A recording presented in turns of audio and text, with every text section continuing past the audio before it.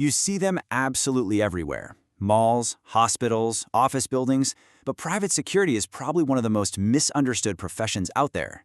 We've all seen the Hollywood stereotypes, right? The bumbling night watchman with a flashlight, or the renegade action hero taking the law into his own hands. But what's the actual reality? Today in this explainer, we're going to separate the myths from the facts and look at the real foundational building blocks of private security. Okay, let's dive into this.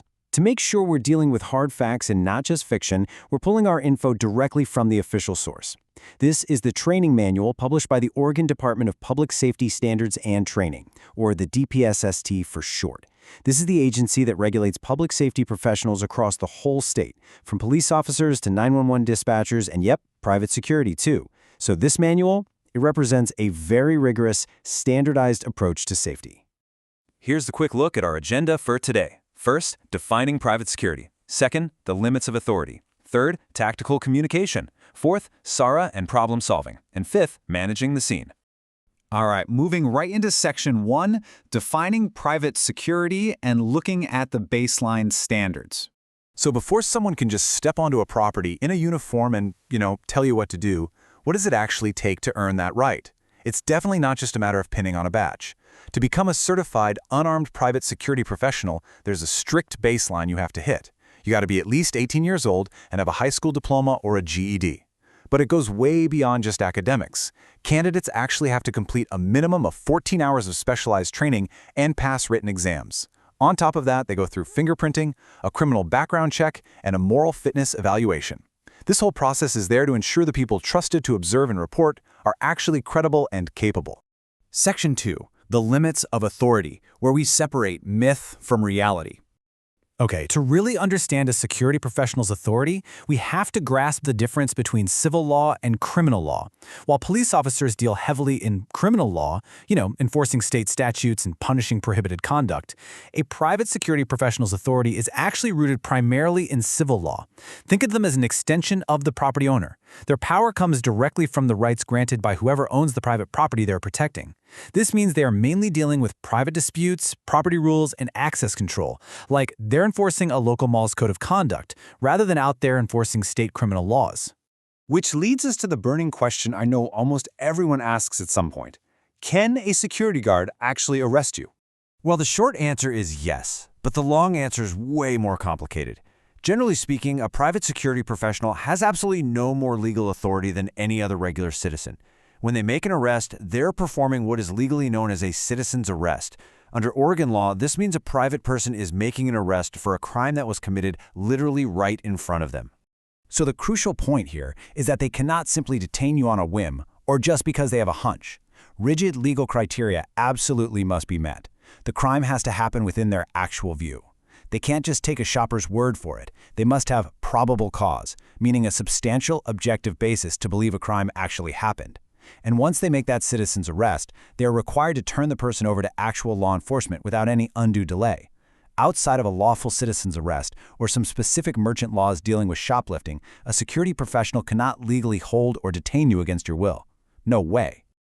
Now here's a fact that surprises a lot of people. Unlike sworn police officers who have a legal duty to intervene and protect the public, a private security professional has absolutely no legal duty to take action. If a situation gets dangerous, they are completely within their legal rights to just retreat, as long as it's safe and practical to do so. Remember, they're trained to be observers and reporters, not sacrificial action heroes. Let's move to Section 3, Tactical Communication and the Power of Words. Because they have such limited physical authority, and honestly no duty to fight, a security professional's absolute best and most used tool isn't sitting on a utility belt, it's their voice. The manual defines tactical communication as the strategic use of verbal and nonverbal messages to accomplish a specific goal, and that goal is voluntary compliance. Everything a security professional does is aimed at de-escalating a situation so that the person they are interacting with just willingly decides to cooperate.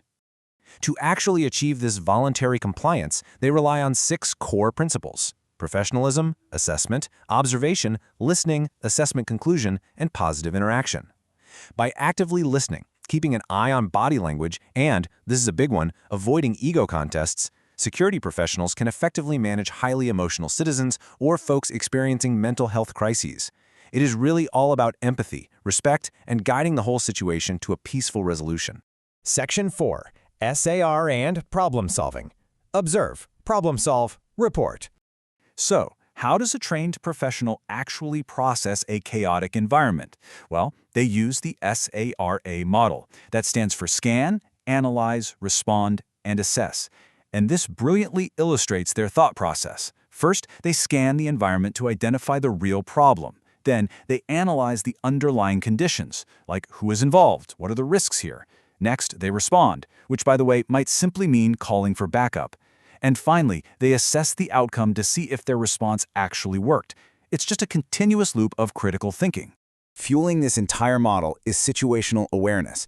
This is basically the ability to quickly figure out the context and relevance of whatever events are unfolding around you. A major part of this training is learning to avoid what they call task fixation. That's when you get so intensely focused on one tiny minor detail that you completely miss the much bigger picture. By maintaining broad situational awareness, professionals can spot pre-assault clues in a person's behavior and keep everyone safe long before violence ever actually erupts. And our final section, Section 5, Managing the Scene, when things go wrong. So what actually happens when an emergency breaks out, like a fire or a medical crisis on their property? Let's walk through their structured approach to a medical emergency. Step 1 is always call 911. Step 2 is incredibly important. Ensure the scene is safe. A security guard cannot rush in blindly and become a second victim. Only after the scene is safe do they render appropriate medical assistance, secure the area to protect evidence or privacy, and then gather critical information to hand off to the arriving paramedics. Now, often there's a fear of liability when rendering medical aid, right? Well, the manual highlights Oregon's Good Samaritan Act. This act protects individuals, including security professionals, who are acting voluntarily from civil damages when they provide emergency medical assistance. Basically, as long as they are acting in good faith and without gross negligence, the law protects those who step up to try and help save a life. Which brings us to the ultimate, absolute golden rule taught to private security, the public safety principle. It states, call 911 before any action. Whether it's a fire, a medical emergency, or an active threat, their primary function is to trigger the public safety response. Observe, report, and collaborate with the real emergency responders once they get there. So we'll leave you with this thought. The next time you see a security professional at a local mall, a hospital, or an office building, will you expect a Hollywood action hero, or will you recognize them for what they truly are? Trained observers, mastering the building blocks of safety, using tactical communication, and acting as that vital first link to our emergency response system. Thanks so much for joining us for this explainer, and remember to keep observing the world around you.